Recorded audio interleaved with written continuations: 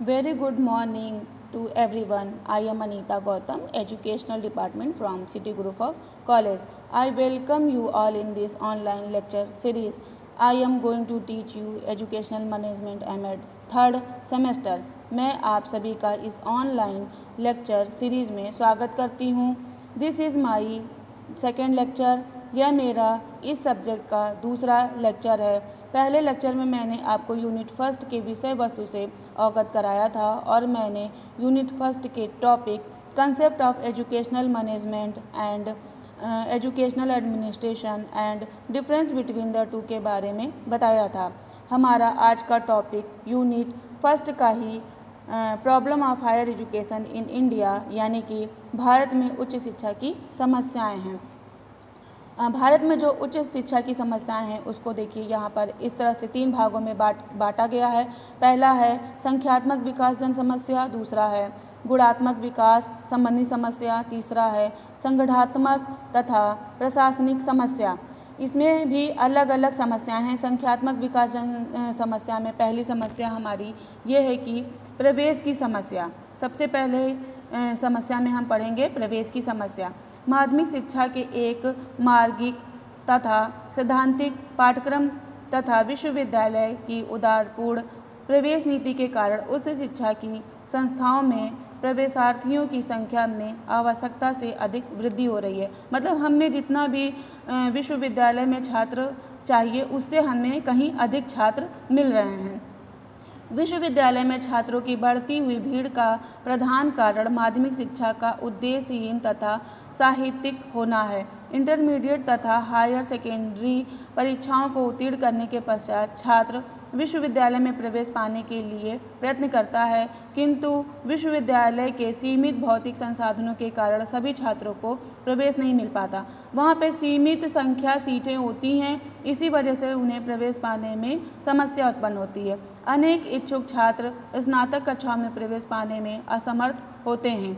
वर्तमान समय में स्नातकोत्तर कक्षाओं में प्रवेश पाना और भी कठिन हो गया है। जब छात्रों को अग्रिम कक्षाओं में प्रवेश नहीं मिल पाता तो वे अपने को दूसरे असामाजिक कार्यों में लगाते हैं।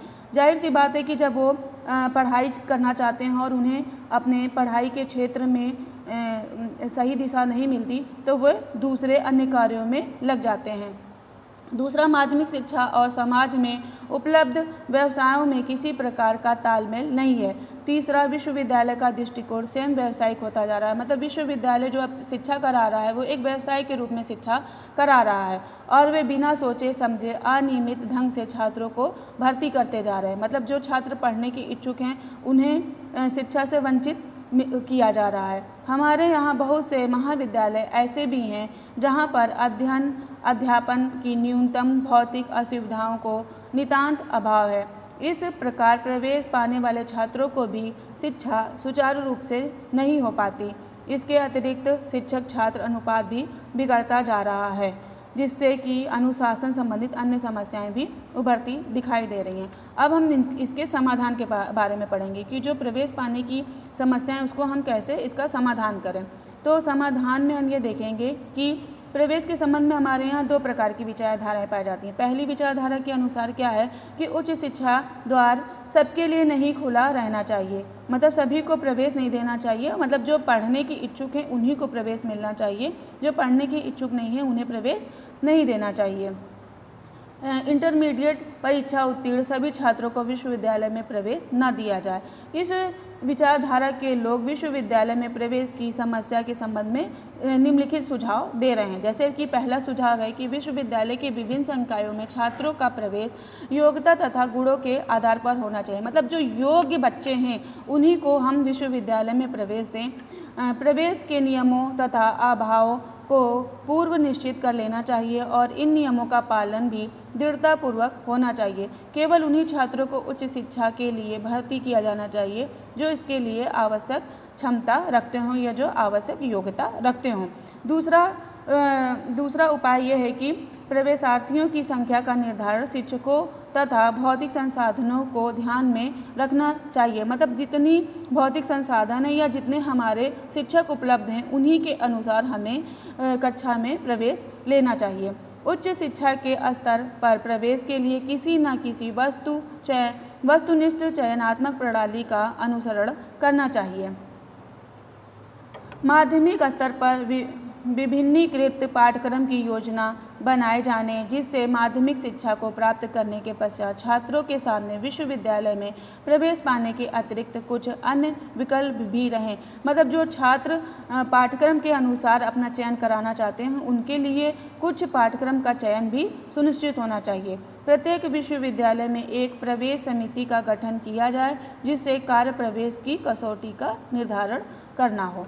दूसरी समस्या हमारी है कि दूसरी विचारधारा के लोग ने ये बताया है कि देशों के अनुसार प्रजातांत्रात्मक देशों में छात्रों के प्रवेश के ऊपर नियंत्रण लगाना एक दमनात्मक कदम है। इस विचारधारा के समर्थक उच्च शिक्षा के प्रवेश के संबंध में निम्नलिखित सुझाव देते हैं। इनका सुझाव ये है कि विश्वविद्यालय तथा उच्च शिक्षा के द्वार सभी के लिए खुले होने चाहिए।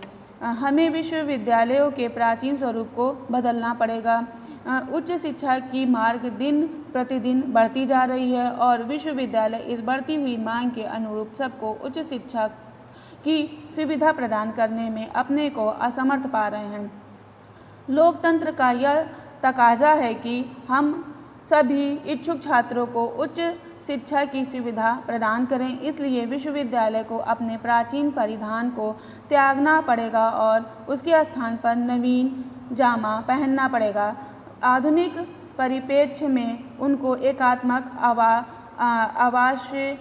आवासीय तथा शिक्षण स्वरूप का परित्याग कर संबंधक स्वरूप अपनाना पड़ेगा। प्रवेश की समस्या हल करने के लिए विदेशों में प्रचलित ओपन यूनिवर्सिटी प्रणाली की योजना भी प्रभावकारी सिद्ध होगी। मतलब सभी के लिए शिक्षा। इंदिरा गांधी ओपन यूनिवर्सिटी इस दिशा में एक सराहनीय कदम है। मतलब जो दूसरी विचारधारा के लोगों ने ये बोला है कि जो इच्छुक छात्र हैं उन्हें तो प्रवेश मिलना ही चाहिए, लेकिन शिक्षा सभी के लिए ज़रूरी है। इसलिए हमें सभी को शिक्षित करने के लिए सभी का प्रवेश लेना ज़रूरी है। दूसरा इसमें है कि समस्या जो है हमारा संस्थाओं की स्थापना में असंतुलन। ये भी सबसे बड़ी समस्या है कि भारत में उच्च शिक्षा के संख्यात्मक विकास में असंतुलन का दोष दृष्टिगोचर होता है। कोठारी आयोग के अनुसार महाविद्यालयों में छात्रों की संख्या 500 से 1000 तक होनी चाहिए जिससे कि शैक्षिक सुविधाओं का अपव्यय ना हो, किंतु हमारे यहाँ लगभग 16% से अधिक ऐसे महाविद्यालय हैं जहाँ छात्रों की संख्या 100 से भी कम है। मतलब जहाँ 500 से 1000 संख्या होनी चाहिए वहाँ हमें 100 ही छात्र मिल रहे हैं, किंतु इसके विपरीत कुछ ऐसे महाविद्यालय हैं जहाँ पर छात्रों की संख्या 5000 से ऊपर है। मतलब जहाँ हमें 500 से 1000 छात्र मिलने चाहिए वहाँ हमें 5000 छात्र मिल रहे हैं। तो इस तरह से ये है कि बहुत छोटे आकार के महाविद्यालयों में शैक्षिक सुविधाओं का अधिकतम उपयोग नहीं हो पाता और बड़े आकार के महाविद्यालयों में सभी छात्रों को समान सुविधाएं प्राप्त नहीं होती। इसके अतिरिक्त हमारे यहाँ महाविद्यालयों की स्थापना के लिए कोई तर्कपूर्ण आधार स्वीकार नहीं किया जाता। हमारे यहाँ अधिकांश महाविद्यालय की स्थापना व्यक्तिगत, जातीय तथा राजनीतिक कारणों से हुई है। जनसंख्या के आधार पर शैक्षिक कारणों से प्रेरित होकर बहुत कम महाविद्यालय तथा विश्वविद्यालय स्थापित किए गए हैं। इस प्रकार अनियमित तथा असंयम उच्च शिक्षा का संख्यात्मक विकास हमारे लिए एक गंभीर समस्या बन गई है। इसकी देखिए इसका समाधान ऐसे है कि जो इसमें पहला समाधान हम ये पढ़ेंगे कि जानेंगे कि विश्वविद्यालय तथा महाविद्यालय के अनियंत्रित विस्तार पर नियंत्रण लगाया जाए। उच्च संस्थाओं की स्थापना शैक्षिक मांगों के अनुरूप होनी चाहिए। दूसरा सुझाव यह है कि महाविद्यालय तथा विश्वविद्यालय की स्थापना शैक्षिक तथा सामाजिक आवश्यकताओं के आधार पर होनी चाहिए, न कि राजनीतिक तथा व्यक्तिगत कारणों से। तीसरा समाधान यह है कि महाविद्यालय के आकार को पूर्व निश्चित किया जाए। बहुत छोटे तथा बहुत बड़े आकार के महाविद्यालय हमारे लिए समस्या उत्पन्न करते हैं। मतलब जो हमारा महाविद्यालय होना चाहिए ना तो बहुत बड़ा होना चाहिए, ना ही बहुत छोटा होना चाहिए। महाविद्यालय में छात्रों की संख्या 1000 से अधिक नहीं होनी चाहिए। चौथा जो है वो समाधान ये है कि उच्च शिक्षा में होने वाले अपव्यय को रोकने के लिए माध्यमिक शिक्षा का व्यावसायीकरण किया जाए, ताकि केवल चुने हुए छात्र ही उचित शिक्षा मतलब केवल चुने हुए छात्र उच्च शिक्षा संस्थाओं में प्रवेश ले सकें और उनमें सफलता पा सकें। ठीक, तीसरा हमारी समस्या जो है वो समस्या है कि अपव्यय की समस्या। ठीक, अपव्यय की समस्या में क्या है कि संख्यात्मक विकास के कारण उच्च शिक्षा के क्षेत्र में अपव्यय की समस्या अत्यंत गंभीर होती जा रही है। केवल उत्तर प्रदेश में लगभग 5 लाख विद्यार्थी जो हैं वो क्या कर रहे हैं, BA, MA, BSc, MSc अन्य परीक्षार्थियों में सम्मिलित होते हैं और उनमें अधिकांश अनुत्तीर्ण तथा तृतीय श्रेणी में उत्तीर्ण होते हैं। एक अध्ययन से पता चलता है कि BA में प्रवेश लेने वाले प्रति 100 विद्यार्थियों में 41 विद्यार्थी ही अंतिम परीक्षा में सफल हो पाते हैं। इसमें भी दुर्भाग्यवश 57% तृतीय श्रेणी में उत्तीर्ण होते हैं। इस स्नातकीय स्तर पर अपव्यय तथा अवरोधन विरोध रूप से बढ़ता जा रहा है। जैसे मतलब बहुत सारे छात्र जो होते हैं वो या तो फेल हो जाते हैं लास्ट, मतलब अगर BA है 3 साल का कोर्स है तो 100 बच्चों ने एडमिशन लिया, लेकिन लास्ट तक उसमें क्या होता है 50% या 50% से थोड़ा ज़्यादा या थोड़ा कम ही बच्चे पास होते जाते हैं। जो पढ़ने वाले बच्चे होते हैं वही पास होते हैं और जो पढ़ने वाले बच्चे नहीं होते हैं वो या किसी और अन्य समस्या के कारण वो सफलता प्राप्त नहीं करते। इसमें कई आंकड़े दे रखे हैं कि मतलब वर्ष के अनुसार कि कितने प्रतिशत बच्चे उत्तीर्ण होते गए। अपव्यय के प्रमुख कारणों में छात्रों की संख्या में वृद्धि, भौतिक संसाधनों का अभाव तथा उच्च शिक्षा को संस्थागत में असंतुलन प्रमुख है। इसके अतिरिक्त पाठ्य पुस्तक का अभाव, पुस्तकालय की दुर्दशा, शिक्षकों की व्यक्तिगत संपर्क का अभाव तथा प्रयोगशाला की अवदशा आदि अन्य कारण हैं जिसके कारण अपव्यय अधिक बढ़ता जा रहा है। मतलब ये नहीं है कि अकेला छात्र ही दोषी है, इसमें विद्यालय भी दोषी है, पुस्तकालय उन्हें उचित पुस्तक नहीं मिल पाता है जिससे कि वो पढ़ सकें, इस वजह से भी अपव्यय की समस्या आती है। इसके समाधान के लिए हम जानेंगे कि उच्च शिक्षा के क्षेत्र में अपव्यय को रोकने के लिए बहुत सारे सुझाव दिए गए हैं, जिसमें कि पहला है कि प्रवेश संख्या पर प्रतिबंध लगाया जाए। उच्च शिक्षा संस्थाओं में केवल उन्हीं छात्रों को प्रवेश दिया जाए जो इसके लिए आवश्यक बौद्धिक क्षमता रखते हों। दूसरा, निर्धन तथा मेधावी छात्रों के लिए छात्रवृत्ति, आर्थिक सहायता, पुस्तकीय सहायता तथा ऋण आदि की व्यवस्था की जानी चाहिए। मतलब बहुत से पढ़ने वाले बच्चे होते हैं जो गरीब होते हैं, अगर उन्हें हम स्कॉलरशिप दे दें या आर्थिक सहायता दे दें उनको तो वो आराम से पढ़ जाएंगे। तीसरा है ट्यूटोरियल तथा सेमिनार प्रणाली को अधिक प्रभावकारी बनाया जाए। फिर अगला इसका समाधान है कि उपस्थिति के नियमों का कठोरतापूर्ण पालन किया जाए। मतलब अगर छात्र डेली कॉलेज आएगा तो जाहिर सी बात है उसे कुछ न कुछ सीखने को मिलेगा, क्योंकि शिक्षक उन्हें कुछ न कुछ पढ़ाएगा, कुछ न कुछ बताएगा। पुस्तकालयों का प्रयोग नेक्स्ट हमारा जो समाधान है वो है पुस्तकालयों तथा प्रयोगशालाओं को समृद्ध तथा सुसज्जित किया जाए। मतलब प्रयोगशाला में या पुस्तकालय में हमारे क्या है कि पुस्तकालय में पुस्तकें होनी चाहिए और प्रयोगशाला में प्रयोग कराया जाना चाहिए। परीक्षा प्रणाली में इस प्रकार सुधार किया जाए जिससे अमानवीय शक्ति का अधिक अपव्यय ना हो सके। नेक्स्ट हमारी समस्या है कि अनुशासनहीनता की समस्या।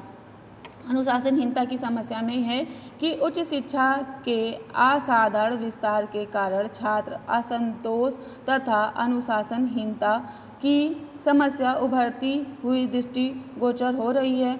विश्वविद्यालय में छात्रों की भीड़ लग जाने के कारण शिक्षक छात्र अनुपात ध्वस्त हो चुका है और उसके अंतर संबंधों में भी काफ़ी कटुता आ गई है। छात्रों में असंतोष बढ़ता जा रहा है, जिसके कारण आए दिन विश्वविद्यालय प्रांगण में ही अभद्र व्यवहार, हत्या तथा अग्निकांड की सूचनाएं मिल रही हैं। छात्र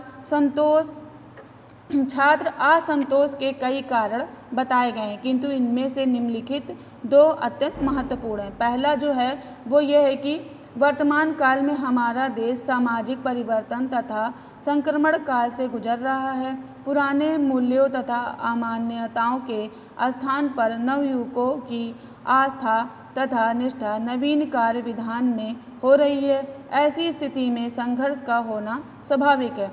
दूसरा जो है वो है द्रुतगामी सामाजिक परिवर्तन के फलस्वरूप पुरानी तथा नई पीढ़ी की मान्यताओं के बीच दरार उत्पन्न हो रही है। अतएव शिक्षकों तथा विद्यार्थियों में द्वंद्व होना स्वाभाविक हो गया है। इसके समाधान को हम इस तरह पढ़ेंगे कि कैसे अनुशासनहीनता जो है उसको रोका जा सकता है। तो वो ये है कि पहला क्या है कि शिक्षा का जो उद्देश्य है वो जीवन की यथार्थताओं से संबद्ध हो। दूसरा, छात्रों में अधिकार के स्थान पर सहयोग, आज्ञा पालन के स्थान पर जिम्मेदारी वहन करने की क्षमता का विकास किया जाए। तीसरा, व्यक्ति की योग्यता के आधार पर पदों का निर्धारण किया जाए। चौथा, छात्रों को विश्वविद्यालय जीवन का अभिन्न अंग माना जाए। उन्हें उच्च शिक्षा के कार्यक्रमों में सहभागी बनाया जाए। उत्तरदायित्व वहन करने में उनमें सद्व्यवहार की भावना उत्पन्न होती है। पांचवा समाधान यह है कि उच्च शिक्षा की शक्ति संरचना में आवश्यक परिवर्तन होना चाहिए। शक्ति संरचना का स्वरूप अधिनायकवादी न होकर प्रजातांत्रिक होना चाहिए। इसमें हम नेक्स्ट समस्या देखेंगे। हमारा जो नेक्स्ट समस्या है वो है शिक्षा का गिरता हुआ स्तर। शिक्षा का गिरता हुआ स्तर में क्या है कि उच्च शिक्षा के संख्यात्मक विकास के कारण शैक्षिक मानकों के अवगमन की समस्या भयंकर रूप धारण कर चुकी है। स्वतंत्रता प्राप्ति के उपरांत शिक्षकों के सभी स्तरों पर छात्रों की संख्या में अत्यधिक वृद्धि हुई है, किंतु उसके अनुसार भौतिक तथा अमानवीय संसाधनों का विकास नहीं हो पाया। मतलब हमें छात्र तो अधिक मिल गए हैं, लेकिन जो हमारा भौतिक और मानवीय संसाधन है वो उसका विकास नहीं हो पाया। फलतः छात्र अधिक संख्या में अनुत्तीर्ण हो रहे हैं। उच्च शिक्षा भी इस दोष से अछूती नहीं है। इसके अतिरिक्त सन 1947 के पश्चात शिक्षा के सभी स्तरों पर विषय वस्तु की मात्रा में वृद्धि हुई है, किंतु इसके साथ साथ अध्यापकों की संख्या तथा उसकी योग्यता में वृद्धि नहीं हुई है। इन सब का बहुत बुरा प्रभाव शैक्षिक स्तर पर पड़ा है। आज का स्नातक निष्पत्ति तथा व्यवहार की दृष्टि से अत्यंत है और घृणित है। इसका समाधान हम ये देखेंगे कि पहला समाधान क्या है। शिक्षा का जब गिरता हुआ स्वरूप है उसमें हम पहला उपाय देखेंगे कि प्रवेशार्थियों की संख्या पर प्रतिबंध लगाया जाए। दूसरा, शिक्षण की विधियों में सुधार किया जाए। तीसरा, शिक्षकों को ज्ञान की नई विधाओं को सीखना तथा ग्रहण करना चाहिए। चौथा, शिक्षा को उद्देश्यपूर्ण बनाना चाहिए। पांचवा, शिक्षा प्रणाली में सुधार लाया जाए। और अगला समाधान हमारा यह है कि शिक्षकों की सेवा दशाओं में सुधार लाना चाहिए। नेक्स्ट जो हम पढ़े थे, पहला समस्या जो था हमारा संख्यात्मक समस्या था, संख्यात्मक जन समस्या। दूसरा उसी में आया था गुणात्मक विकास संबंधी समस्या। अभी तक हम संख्यात्मक जन जो समस्या थी उसके बारे में इतने चीज़ें पढ़े। दूसरा में हम गुणात्मक संबंधी समस्या पढ़ेंगे। इसमें पहली समस्या है हमारा उद्देश्य से संबंधित समस्या। उद्देश्य से संबंधित समस्या में क्या है कि उच्च शिक्षा का उद्देश्य क्या होना चाहिए। इस संबंध में हमारे देश में यथेष्ट विचार विमर्श हो रहा है। विश्वविद्यालय शिक्षा के उद्देश्यों का निर्धारण राष्ट्रीय आकांक्षाओं, आदर्शों तथा आग्रहों को ध्यान में रखकर किया जाना चाहिए। अभी तक विश्वविद्यालय शिक्षा का उद्देश्य कोरा ज्ञानार्जन ही रहा है। छात्र भी किसी प्रकार से विश्वविद्यालय की डिग्री तथा डिप्लोमा प्राप्त करना अपना चरम लक्ष्य मानता है। मतलब वो ये सोचता है कि हमने अगर विश्वविद्यालय में प्रवेश पा लिया तो हमें उसकी बस मार्कशीट मिल जाए, उसकी हमें बस डिग्री मिल जाए। किंतु अब इस उद्देश्य को खोखलेपन से सभी लोग परिचित हो चुके हैं। वर्तमान समय में विश्वविद्यालय को राष्ट्रीय समस्याओं के समाधान के लिए महत्वपूर्ण भूमिका अदा करनी है, अतः इनकी शिक्षा के उद्देश्यों का अभिनवीकरण राष्ट्रीय परिप्रेक्ष्य में होना आवश्यक है। एक जो है सन 1950 में प्रोफेसर काली प्रसाद ने विश्वविद्यालय शिक्षा के उद्देश्य में एक बात कही है, जो कि ये कहा है कि एक विश्वविद्यालय क्या है? विश्वविद्यालय उन मनुष्यों का संगठन है जो ज्ञान की खोज में लीन रहते हैं। मुख्यतः वे ज्ञान की खोज अपने लिए करते हैं, परंतु वे इन ज्ञान खोजों को समाज और संस्कृति की आवश्यकता के अनुरूप भी करते हैं।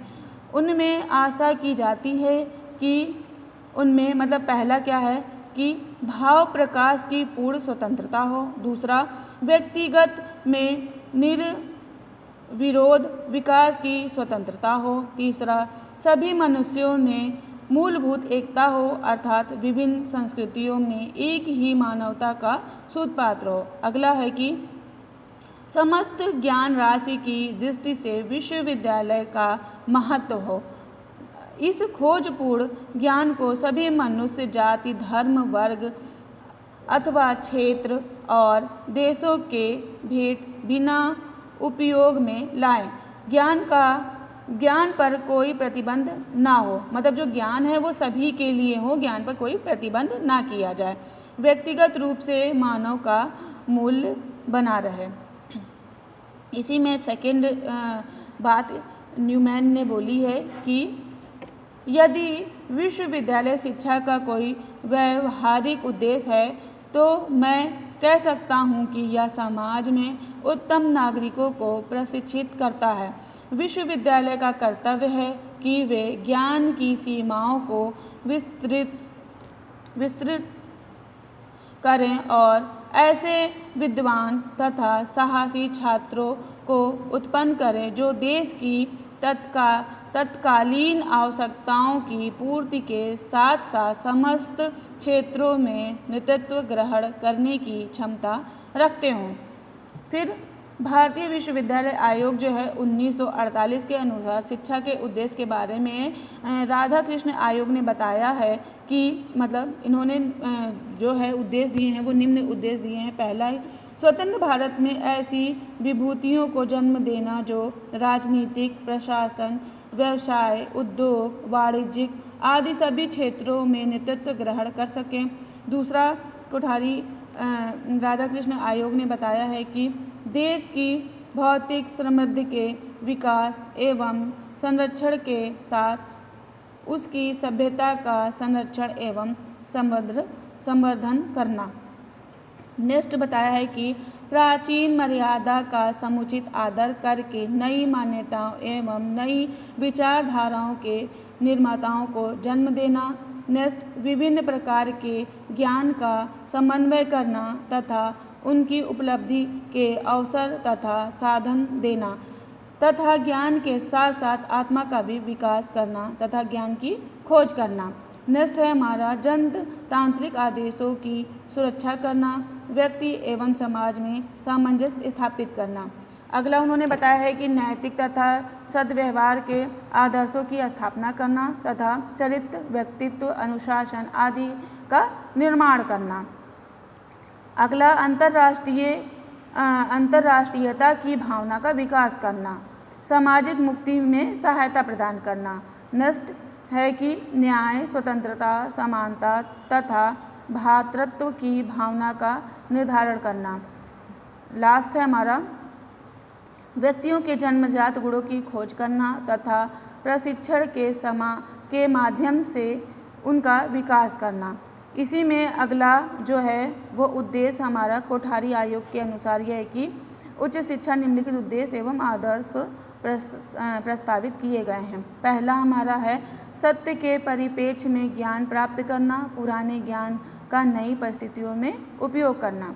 दूसरा है जीवन के सभी उद्देश्यों में नेतृत्व का विकास करना। तीसरा है समाज को कला, विज्ञान, कृषि, चिकित्सा तथा उद्योग के क्षेत्र में प्रशिक्षित व्यक्ति प्रदान करना। चौथा सामाजिक न्याय को बढ़ावा देना है। पांचवा है हमारा शिक्षकों तथा छात्रों में मनोवृत्ति तथा मूल्यों का पोषण करना। अगला हमारा जो समस्या है वो हमारा दूसरी समस्या जो है वो है पाठ्यक्रम से संबंधित समस्या। मतलब कैसा पाठ्यक्रम निर्धारित किया जाए, उस पाठ्यक्रम में क्या विषय वस्तु लाया जाए, ये सबसे बड़ी समस्या है। तो उच्च शिक्षा का पाठ्यक्रम भी अनेक दोषों से परिपूर्ण है। उच्च शिक्षा के पाठ्यक्रम में मुख्य निम्नलिखित दोष पाए जाते हैं। पहला क्या है कि उच्च शिक्षा के पाठ्यक्रम में सैद्धांतिक तथा साहित्यिक विषयों की बहुलता है। डॉक्टर राधाकृष्णन के शब्दों में इन्होंने बोला है कि हमारे देश की विश्वविद्यालय शिक्षा भी अधिकांशतः साहित्यिक व सैद्धांतिक है। अब तक हिंदी, अंग्रेजी, इतिहास, दर्शन, राजनीति इत्यादि कला विषयों पर अधिक जोर दिया जा रहा है अपेक्षाकृत भौतिक शास्त्र, रसायन शास्त्र, जीव विज्ञान, इंजीनियरिंग, कृषि तथा अन्य कला, कौशल तथा विज्ञान संबंधित विषयों के मतलब जो हमारा मेन ध्यान देने वाला सब्जेक्ट है भौतिक विज्ञान, रसायन विज्ञान, जीव विज्ञान, इंजीनियरिंग, कृषि तथा अन्य कला क्षेत्र, उस पर ध्यान नहीं दिया जा रहा है। जबकि जो हमारा साहित्यिक विषय है उन पे जैसे कि हिंदी, अंग्रेजी, इतिहास, दर्शन, उस पर ज़्यादा ध्यान दिया जा रहा है। अगला बताया गया है कि उच्च शिक्षा का पाठ्यक्रम माध्यमिक पाठ्यक्रम का विकसित रूप है। कभी कभी माध्यमिक शिक्षा के पाठ्यक्रम और उच्च शिक्षा के पाठ्यक्रम में कोई अंतर नहीं ज्ञात होता है। अगला, इस स्तर पर पाठ्यक्रम की संयोजना प्रकरणों तथा अध्यायों के आधार पर की जाती है जो बालकों को स्पष्ट नहीं होती। अतः मतलब बालक स्पष्ट ही नहीं कर पाता है कि क्या पढ़ना है और क्या पढ़ाया जा रहा है। अतः बालक इन अध्यायों की स्पष्टता के लिए कक्षा अध्यापन पर निर्भर करते हैं। मतलब उनको अपना टॉपिक समझ में नहीं आता है, तो इस वजह से वो फिर जो कक्षा में पढ़ाया जाता है उसी पर निर्भर हो जाते हैं। नेक्स्ट है विश्वविद्यालयी स्तर पर पाठ्यक्रम अपर्याप्त है। छात्र 1 या 2 महीने परिश्रम करके इस पाठ्यक्रम को तैयार कर लेते हैं और परीक्षा में भी सफल हो जाते हैं। नेक्स्ट जो है वो है उच्च शिक्षा के पाठ्यक्रम के विभिन्न विषयों में किसी प्रकार सामंजस्य नहीं है। हमारे विश्वविद्यालय में विज्ञान के छात्रों को कला विषयों के अध्ययन से वंचित रखा जाता है। यह व्यवस्था अवैज्ञानिक तथा दोषपूर्ण है। दूसरे शब्दों में पाठ्यक्रम में अंतर विषय ज्ञान पर बल नहीं दिया जाता। इसके समाधान के बारे में बताया गया है कि उच्च शिक्षा के पाठ्यक्रम के उपरोक्त दोषों को दूर करने के लिए स्नातकीय तथा स्नातकोत्तरीय स्तर के पाठ्यक्रम का निर्धारण निम्नलिखित तथ्यों को ध्यान में रखकर किया जाना चाहिए। पहला क्या है, स्नातकीय स्तर पर पाठ्यक्रम जो है वो ऐसा होना चाहिए कि स्नातकीय स्तर के पाठ्यक्रम की रचना करते समय निम्नलिखित बातों को ध्यान में रखना चाहिए। पहला, स्नातकीय स्तर पर पाठ्यक्रम माध्यमिक स्तर के पाठ्यक्रमों की अपेक्षा गहरा तथा विकसित हो। स्नातकीय स्तर पर पहुंचने पर छात्रों की रुचि व्यापक हो जाती है और इसके समझ का भी विकास हो जाता है, इसलिए वे गहन और विस्तृत पाठ्यक्रम को आत्मसात करने की क्षमता रखते हैं। नेक्स्ट है, इस स्तर पर पाठ्यक्रम में जिन प्रकरणों का समावेश किया जाए वह पूर्ण रूप से स्पष्ट हो। मतलब जो भी हमारा प्रकरण है वो हमें स्पष्ट रूप से मिलना चाहिए। प्रकरणों के स्पष्ट विश्लेषण से छात्र स्वयं अध्ययन के लिए अभिप्रेरित होते हैं। वे प्रकरणों के स्पष्टीकरण के लिए अध्यापकों पर निर्भर नहीं रहते। नेक्स्ट समाधान है हमारा, स्नातकीय स्तर के पाठ्यक्रम के विभिन्न विषयों में अंतर संबंध होना चाहिए। मतलब जो भी विषय पाठ्यक्रम है उसका एक दूसरे से अंतर संबंध होना चाहिए। आजकल विषयों का विभाजन छात्रों की रुचियों पर आधारित ना होकर संगठनात्मक सुविधाओं पर आधारित होता है। यह उचित नहीं है। ज्ञान की विभिन्न इकाइयों में असमंजस्य या से नहीं, सामंजस्य से जो है वो विषय वस्तु बनाना चाहिए। इसमें अभी हमने स्नातकीय पढ़ा, अब है स्नातकोत्तरी। मतलब जो हमारी हायर एजुकेशन होती है वो। हमारे विश्वविद्यालय में स्नातकोत्तरीय पाठ्यक्रम संकीर्णता के 2 से पीड़ित है। छात्र इस स्तर पर पहुंचकर केवल एक विषय का ही अध्ययन करते हैं और इसमें भी पूर्ण योग्यता नहीं प्राप्त कर पाते। केवल उनको उसी अंश का ज्ञान होता है जो कि परीक्षा की दृष्टि से उपयोगी तथा महत्वपूर्ण होता है। इसलिए पाठ्यक्रम की संकीर्णता को दूर करने के लिए जो निम्न सुझाव दिए गए हैं। पहला है विषयों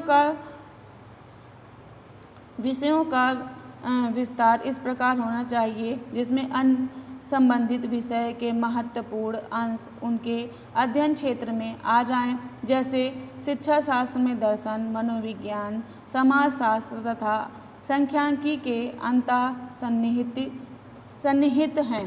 इस प्रकार पाठ्यक्रम की संयोजना में अंतर विद्या अभिगमन को अपनाया जाए। नेक्स्ट है कि विषयों के शिक्षण को प्रभावकारी बनाने के लिए संबंधित अन्य विषयों के आचार्यों की सहायता ली जाए, जैसे शिक्षा शास्त्र में दर्शन संबंधित प्रकरणों के अध्यापन में दर्शन विभाग के विशेषज्ञों का सहयोग लिया जाए।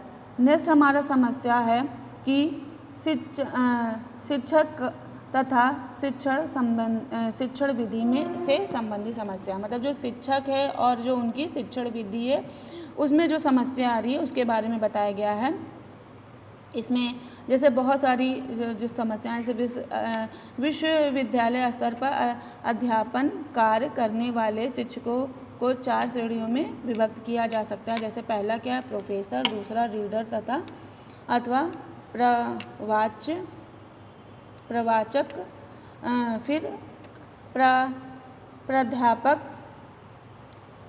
अथवा लेक्चरर तथा अगला है उप शिक्षक तथा अथवा ट्यूटर।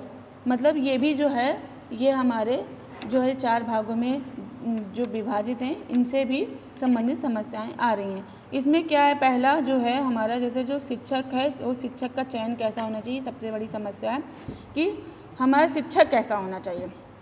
शिक्षकों के निष्पक्ष तथा उचित चयन पर ही उच्च शिक्षा का भविष्य निर्भर करता है। एक बार यदि किसी अयोग्य व्यक्ति की नियुक्ति विश्वविद्यालय अथवा महाविद्यालय में हो जाती है तो वह विद्यार्थी की कई पीढ़ियों के लिए अभिशाप हो जाता है, क्योंकि जो भी टीचर पढ़ाता है जो छात्र होता है वही सीखता है, फिर वो अपने छात्र को वही सिखाता है। इस वजह से हमें हमेशा योग्य शिक्षक ही मिलना चाहिए। इसलिए उच्च शिक्षा के लिए शिक्षकों का चयन विशुद्ध योग्यता के आधार पर होना चाहिए। विश्वविद्यालय में शिक्षकों के चयन के लिए चयन समिति की व्यवस्था होती है। चयन समिति के अध्ययन कुलपति होता है। इसके अन्य सदस्य विभागाध्यक्ष, डीन, 2 मनोनीत कार्यकारिणी परिषद के सदस्य तथा 2 विषय के विशेषज्ञ होते हैं। 2 विशेषज्ञ इसलिए ज़रूरी है कि आपस में वो राय मशवरा कर सके। विद्यार्थियों के चुनाव के 2 प्रमुख आधार होते हैं। पहला उनकी व्यक्तिगत योग्यता एवं अनुभव तथा दूसरा कि साक्षात्कार में उनकी योग्यता तथा प्रदर्शन। प्रत्याशियों के चयन में विभागाध्यक्ष की भूमिका महत्वपूर्ण होती है। वह कभी कभी बाह्य विशेषज्ञों को भी प्रभावित कर लेता है और कुलपति, डीन इत्यादि भी उनकी बातों को मान लेते हैं, क्योंकि उसे विभाग का संचालन करना पड़ता है। चयन समिति में विभागाध्यक्ष का इतना प्रभावशाली होना कहाँ तक हितकर है, यह वास्तव में शोध का विषय हो सकता है।